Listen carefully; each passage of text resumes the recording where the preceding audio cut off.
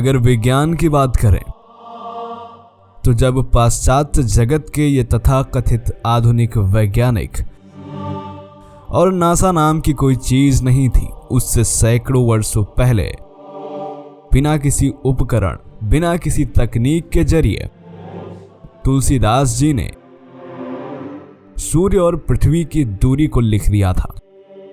वह बात उस समय किसी को पच नहीं रही थी, खास करके इन तथाकथित आधुनिक पाश्चात्य वैज्ञानिकों को, और उन लोगों को भी जो सनातन धर्म को नहीं मानते, इसके विज्ञान को नहीं मानते।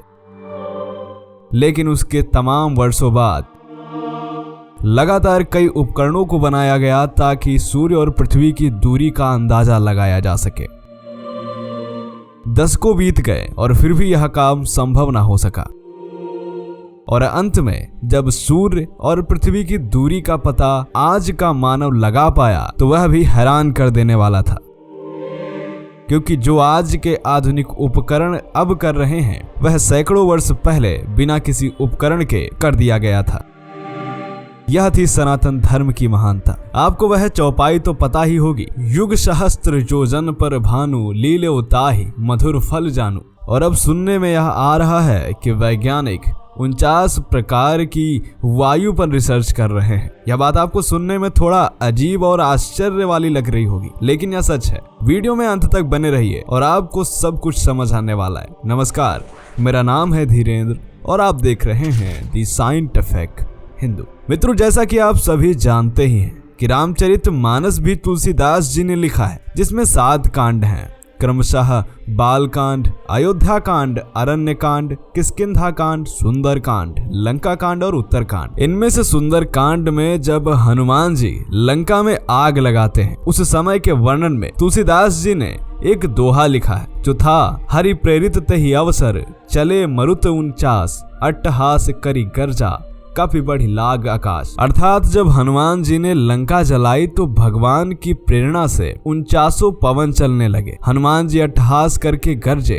और आकार बढ़ाकर आकाश से जा लगे। अब सवाल उठता है कि 49 पवन कौन कौन से हैं? क्या कभी 49 प्रकार की वायु थी या हैं? इसके बारे में तो तुलसीदास जी ने भी नहीं लिखा, लेकिन कुछ विद्वानों और वैज्ञानिक रिसर्च में जो बात सामने आई वह हैरान करने वाली थी। आपको यह जानकर आश्चर्य होगा कि वेदों में वायु की 7 शाखाओं के विषय में विस्तार से वर्णन है। अधिकतर लोग समझते हैं कि वायु तो एक ही है, केवल उसका रूप बदलता रहता है, जैसे ठंडी वायु, गर्म वायु, समान वायु, लेकिन ऐसा नहीं है। वेदों में वायु को 7 नाम दिए गए हैं। पहला प्रवह, दूसरा आवह, तीसरा ऊर्ध्वः, चौथा संवह, पांचवा विवह, छठा परिवह और 7वां परावह। सबसे पहला आता है प्रवह, यानी कि पृथ्वी को लांघकर बादलों तक जो वायु है उसे प्रवह कहते हैं।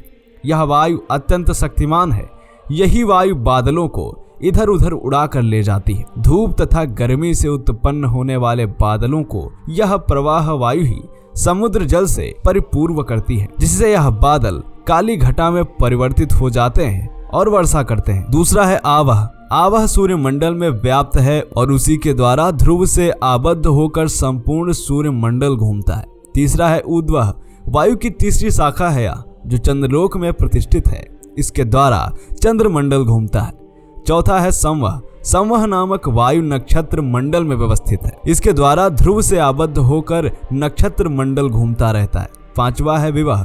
विवह नामक वायु ग्रह मंडल में स्थित है, इसके द्वारा 9 ग्रह मंडल घुमाया जाता है। छठा है परिवह।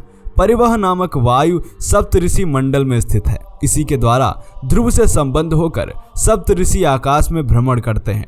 7वां है परावह। परावह नामक वायु जो ध्रुव से आबद्ध है, इसी के द्वारा ध्रुव चक्र तथा अन्य मंडल एक स्थान पर स्थापित रहते हैं। इन 7 प्रकार की वायु के भी 7 गढ़ हैं, क्रमशः ब्रह्मलोक, इंद्रलोक और अंतरिक्ष। इसके अलावा भूलोक की 4 दिशाएं। इस तरह कुल 49 मरुत हो जाते हैं जो देव रूप में विचरण करते हैं। मित्रों, हमारे धर्म ग्रंथों में बेहद गूढ़ विज्ञान छिपा है। प्रायः हम सब रामायण, भगवद गीता आदि पाठ की तरह पढ़ते चले जाते हैं, परंतु इनमें लिखी छोटी छोटी बातों पर ध्यान ही नहीं देते। रामचरितमानस के सुंदरकांड में लिखित इस दोहे ने वैज्ञानिकों को भी अचरज में डाला हुआ है और वैज्ञानिक इस पर रिसर्च कर रहे हैं कि क्या यह बात सच है अथवा नहीं, और इस पर आज भी रिसर्च जारी है। तो मित्रों, आपका इस पर क्या सोचना है कमेंट करके बताएं। मिलते हैं आपसे अगले वीडियो में, तब तक के लिए जय हिंद, जय भारत, वंदे मातरम।